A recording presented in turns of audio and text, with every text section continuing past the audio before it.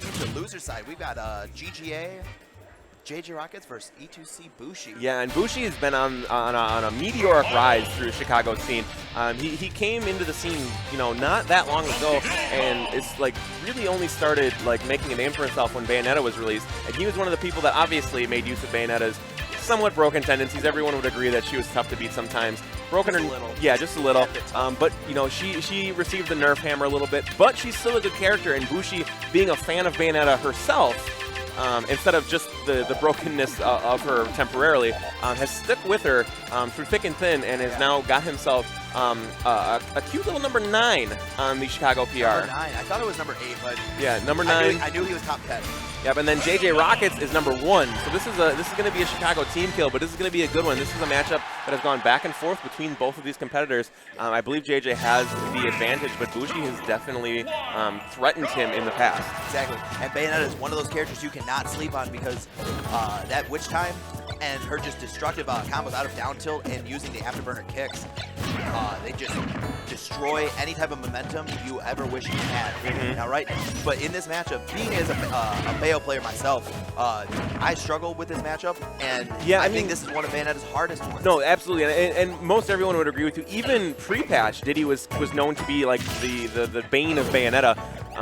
Because he has, any zoner is really, really good against Bayonetta, and having that banana and such a strong grab game means that you can kind of weave your way into her bubble, or you can just attack her from afar with your banana and force her into shield or force her to get hit by it. Like, there's a lot of options that that Diddy has, and against Bayonetta, she has a tough time like pushing him back away from her. Yep, and you're seeing Bushi right now. He's kind of struggling, trying to find a down tilt to get something started here.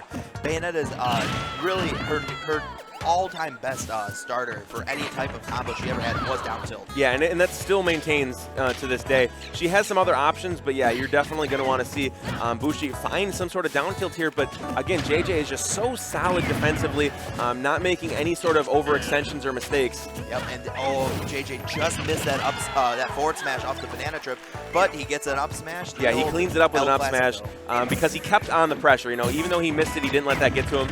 And again, that harkens back to, you know, not being frustrated at all and just forgetting, you know, those mistakes that he didn't make, but the game may have kind of cost him. Because I've heard many a Diddy player be like, I can't believe he fell out of X smash. Yeah. And you know, he may have missed that one, but he cleaned it up with an up smash, and now he is again pushing the issue here, building more damage on Bayo.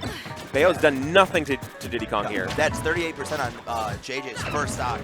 If you want to see what a clinic looks like in this matchup, you're looking at it. Yeah, JJ has this on lockdown.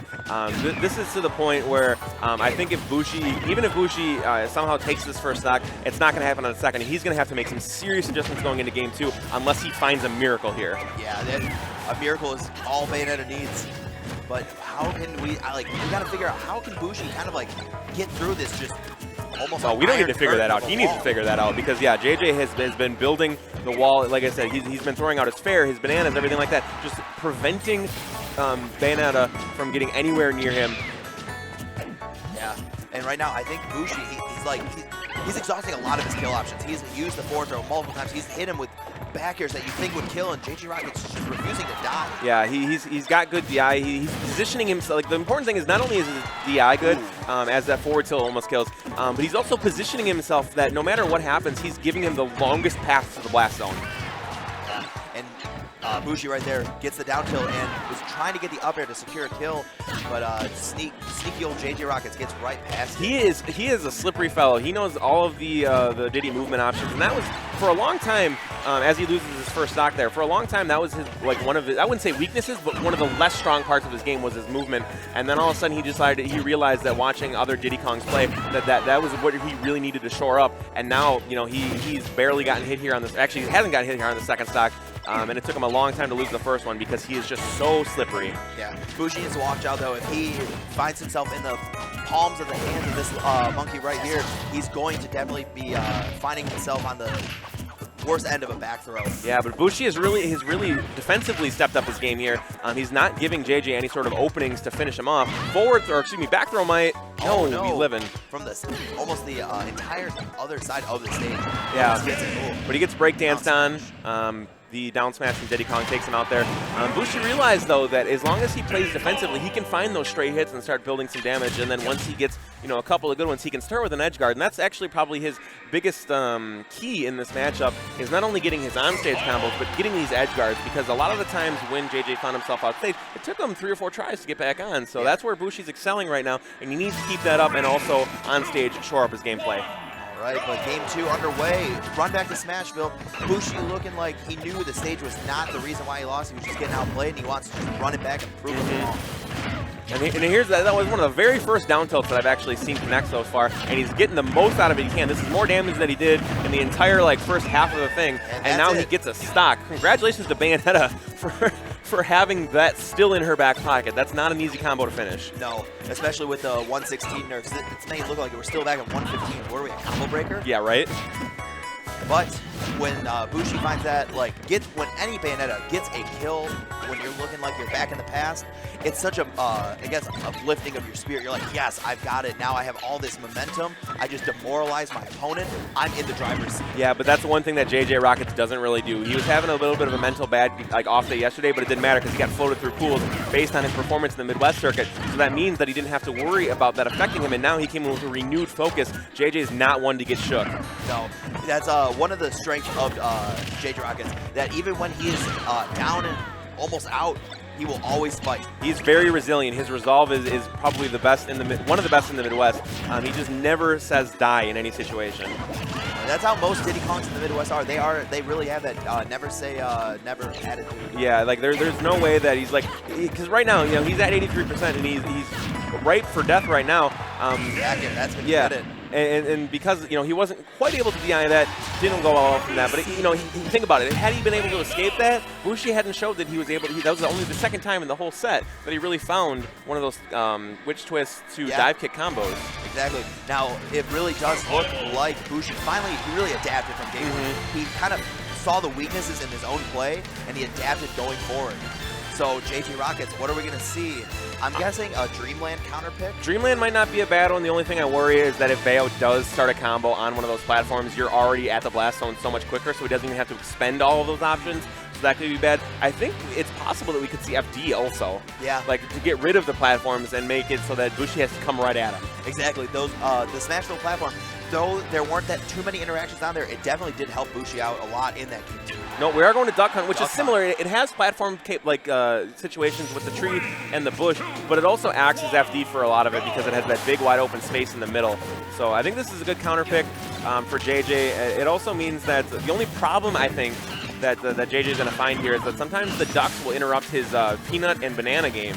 Yeah, so that's the only downside to this one. Otherwise, I think this is a great counter pick. Yeah, the ducks are definitely going to be coming into effect here. The ducks, since they're always flying around, they're actually going to be ever present when Bushi's going to be trying to do all of his aerial combos with the witch twist and all the dive kicks.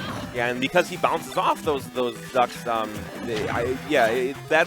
the positive in this matchup. I talked about the negatives. That's the positive, is that it can really interrupt those combos. And also, you're going to try and keep Bayonetta underneath that tree because it's going to mean that she's closer to the blast zone and that she has nowhere to escape to because Diddy Kong is so quick that he can pretty much cover any sort of escapes. Yep, and now Bushi trying to find himself a good footing to get these combos, because right now it's almost like a rewind back to game 1. GGA.Rockets having a dominant neutral and just shutting down Bushi's attempts at approaching. Yep. Oh, when he catches that banana while back airing him, good stuff there from JJ, keeping that banana out of the equation. That's an important part of Diddy gameplay, is how to know how to counter your opponent's banana usage, and he does it beautifully there and presses the advantage, only taking 37% so far. All right, 126% on the Bayonetta. She's got to be careful. He's hitting all the bats within, which is a very important thing for Bayonetta. Oh, but he just runs up and up smashes off that massive end leg from her combos. That's the biggest weakness of Bayonetta, and that's what a lot of people didn't realize was her weakness before, too, is that the more moves she does while she's in the air, the longer it is for her to recover on the ground, and JJ saw that she was in no position to recover in time. Now, JJ taking that first stock, always best thing to take the first stock against your opponent, especially when you have such a dominant start to a match, because you want to keep extending that lead. And GGA.Rockets with his Diddy Kong always on the offensive. Right, exactly. And actually we saw there a nice little combo from JJ. It was down throw into a double back air, and that's a good start to damage here. Now Bushi has a lot on him and still hasn't taken care of JJ's first stock. That might do it. No, it will that not. Back air, not quite it, but right now, JJ.Rockets, he's got to find a way to just keep adding on this extra percent. All the more, the more percent he adds, it's easier for him when he gets back. That was very, very close. Okay. He almost got forward smash there, and that definitely would have taken his stock, but he was able to recover from the banana knockdown, get his shield up, and then punish after that. And so JJ takes it 2-1 over Bushi in the Chicago team kill. Yep, and next up, it looks like we're having another GGA match. We got Demitis versus GP Nero. Wow. Michigan versus Illinois.